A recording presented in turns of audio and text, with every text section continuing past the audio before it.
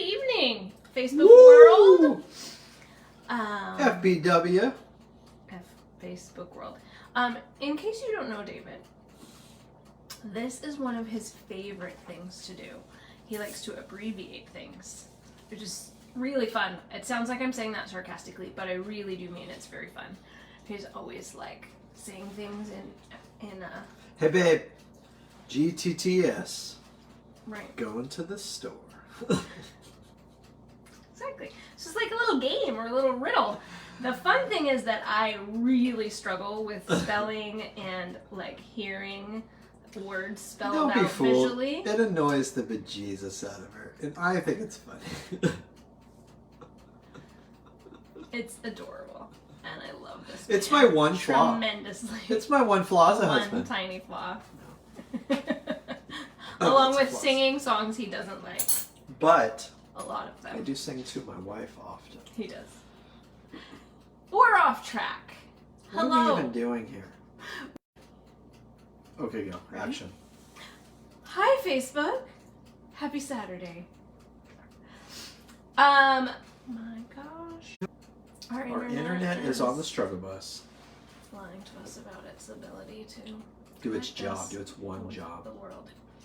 Anyhow, first up, today is day 4, but if you're paying attention, it's not the 4th consecutive day. Not that I know of. Yesterday was a full busy day, and we did not place this on the calendar, which is what we're going to talk about tonight.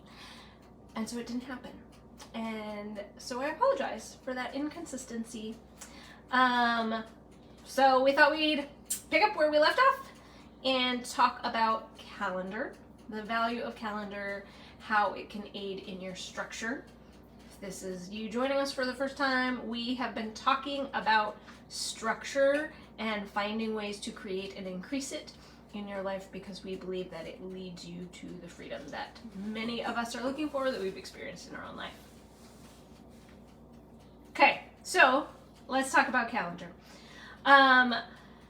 We are not the first ones to have said it, but we say it a lot in that if it's not on your calendar, Ain't gonna happen. it's not going to happen. So if you look at your calendar and your bank account, it should be a pretty big indicator of what you value and where you put your energy and what's important to you. That being said, if there is something that you value that you are having a hard time making time and space for, our encouragement is put it in your calendar. And then do it, of course. Just putting it in your calendar isn't going to do anything for you. But we really have found, some days better than others, but we have really found that as we increase in communicating with one another about what is coming up for us in the upcoming week, that structure of looking at both the day-specific things, like, oh, well, okay, on Wednesday nights we have a date night. That's in the calendar because it's valuable to us, and there's the consistency with it. Oh, Friday night, that's family night. It's in the calendar. So kind of like we talked about on on Wednesday, I don't even remember what day it was. The other day when we talked about menu, simplify things as much as possible, leaning into the ritual of doing something consistently and having it in your calendar with regularity is a really powerful thing. We really encourage you to do that. Well, when we talked about this earlier in the week, but when you put something in your calendar, you're making an agreement with yourself, and so it respects it. It helps you with accountability because you're going into agreement with yourself that that's something you're going to accomplish. The other part is that it honors and respects the other person. Yeah. So for us, when we say our date night or our work time or whatever that is in our calendar, I'm making a verbal agreement with myself, or I'm making a calendar agreement with myself, but I'm also showing my wife that I honor and respect her by, hey, this is something that's important to me that I've made sure it's in my calendar, so it's going to happen. So you're making it. It helps you go into an agreement with yourself, and it honors the person that you're in partnership with or that you're meeting with or whatever. Hey, let's put it in the calendar. Let's and kind of set it in stone, if you will. Yeah. Absolutely. And then, of course, there's no power in the calendar if you're not looking at it, consulting it before putting other things. Oh, here comes Abby.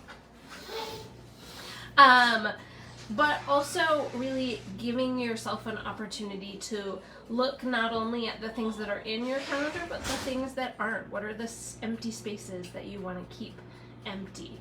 Tomorrow, we're going to talk about the things that are in your control and the things that are outside of your control, and sort of in terms of creating structure. And we're going to talk a little bit about if you're in a busy season, if you're like, yeah, Bethany, I would love to put date night on my calendar, but my calendar's already packed full of other things. We're going to talk about that a little bit tomorrow.